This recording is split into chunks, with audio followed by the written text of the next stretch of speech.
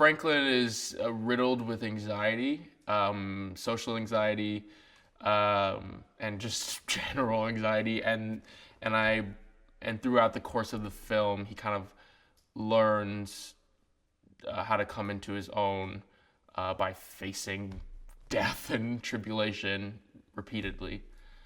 So that's kind of his arc of the movie. Chris is the funniest dude, the nicest dude. He cracks me up so much, and I try to keep up with him. Like, I try to keep that back and forth going, because I just don't want to let him down in terms of, I don't know, I want to prove myself comedically, because he's so brilliant. Danielle is incredibly funny, and so I think if I'm ever funny in this movie, it's just because I'm feeding off of what she's doing.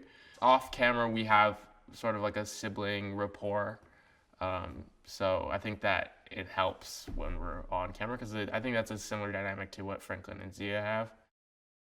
The rafter was so, it sweat, it drooled, it blinked, it had eye fluid, it was just the coolest thing I've ever seen in my life. And it also took like 8 guys, I think, to operate it, who were all just like huddled under a table, sweating their asses off, trying to get this thing to move and live like a real dinosaur. But I mean, and it did. I mean, those guys are incredible.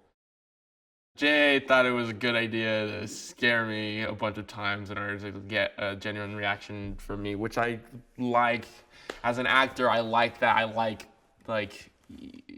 being as authentic as possible, but as a person, I don't like it because it's terrifying. There's a scene in the movie where I'm tapping on a lamp and it explodes, and it's written in the script. So I was like, okay, but he told me when we were shooting that scene that he's like, so we're just gonna do it in post. The lamp's just gonna explode in post, so just act like it exploded. And I was like, okay, fine, I can do that.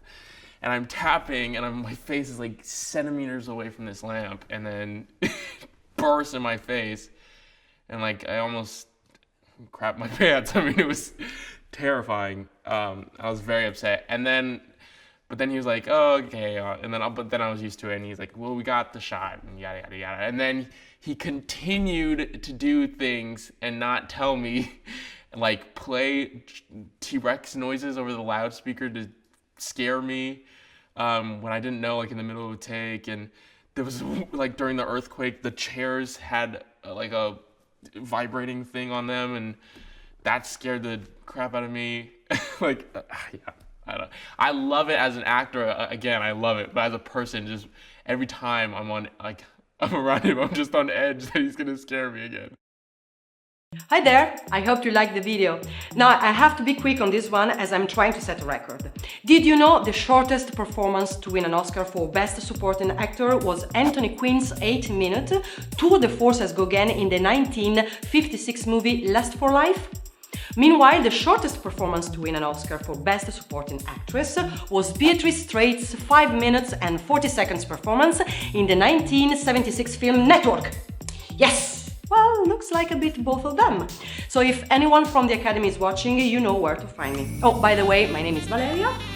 Now, remember, we publish new videos every day, so be sure to subscribe for more great content. See ya!